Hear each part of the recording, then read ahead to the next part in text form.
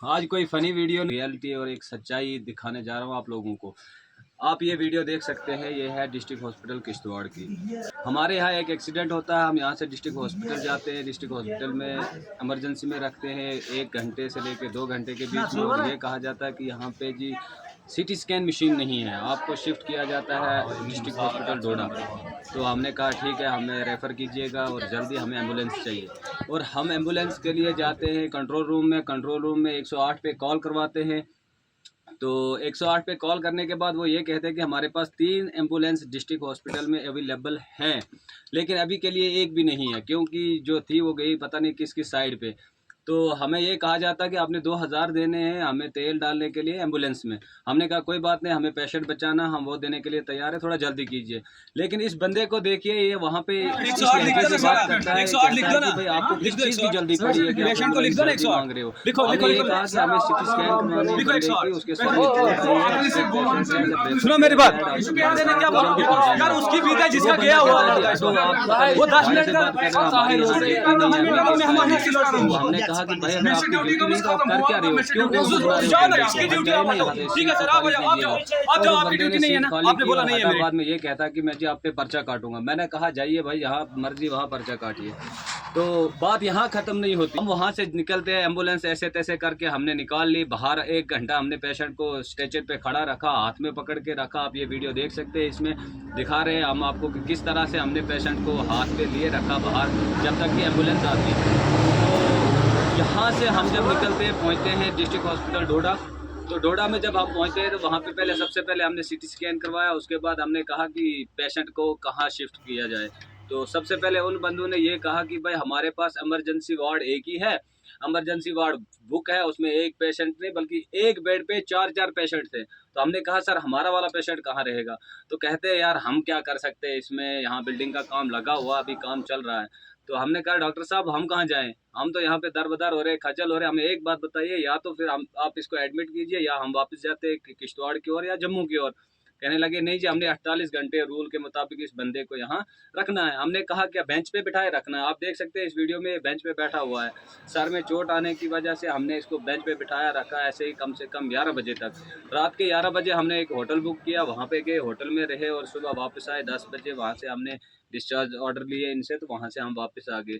आप ये सोचिए, हमारे एमएलएज हमारे यहाँ के बनाए हुए, डिस्ट्रिक्ट डोडा के छोड़ो, डिस्ट्रिक्ट किश्तवाड़ के, डोडा का बेचारा एक ही था, उसको अंदर कर दिया।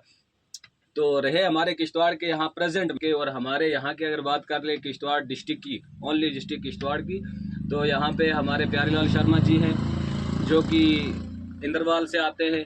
और एलओपी शर्मा साहब जो बड़ी बड़ी बयानबाजी करते हैं असेंबली में, वो भी हैं। हमारे यहाँ डिस्ट्रिक्ट हॉस्पिटल किश्तवाड़ में क्या सिटी स्कैन मशीन नहीं होनी चाहिए थी? क्या सिटी स्कैन मशीन यहाँ ना होने के कारण हमें डोडा जाना पड़ता है, जहाँ की इमरजेंसी में पेशेंट रखने के लिए जगह नहीं है?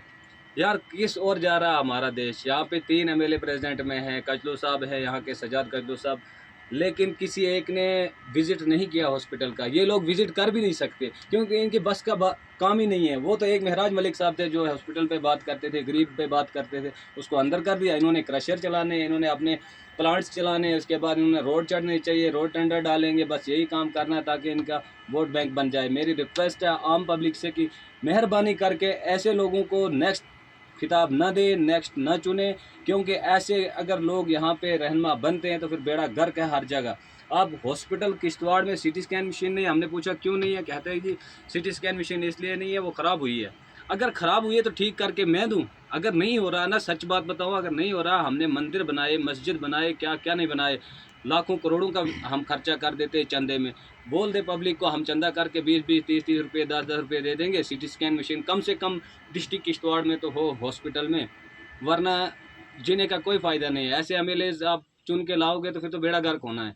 तो ये हालत है हमारे डिस्ट्रिक्ट किश्तवाड़ की, डिस्ट्रिक्ट डोडा की।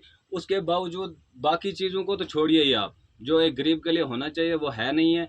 तो आप देख सकते हैं कि किस तरह से एक गरीब इंसान ट्रेवल करता है यहाँ से हॉस्पिटल, हॉस्पिटल से डोडा हॉस्पिटल, डोडा हॉस्पिटल से अगर जम्मू जाता है तो फिर बेचारे अब कैसे जाएगा, क्या करेगा, कहाँ से कहाँ पहुँचेगा।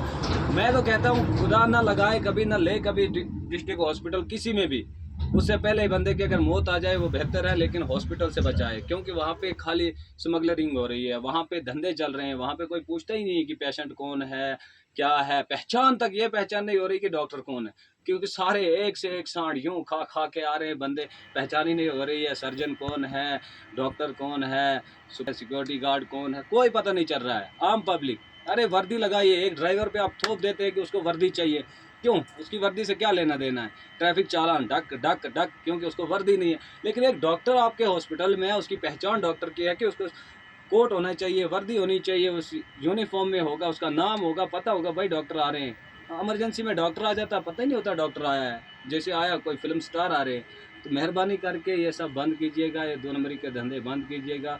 हमारी रिक्वेस्ट है कि डिस्ट्रिक्ट हॉस्पिटल किश्तवाड़ में सीटी स्कैन मशीन को या तो ठीक किया जाए, अगर है, नहीं है तो कम से कम इतना तो असेंबली में बात कीजिए ना कि हमें मशीन चाहिए, सिटी स्कैन मशीन नहीं है हमारे हॉस्पिटल किश्तवाड़ में। वहाँ जाके करेंगे। रोड 3 रोड थे हमारे इधर में, 4 रोड है हमारे पास, पता नहीं 5 रोड दिए हुए हैं, कहाँ दिए हुए, किसने दिए, उनका बेड़ा गर्क किया हुआ है।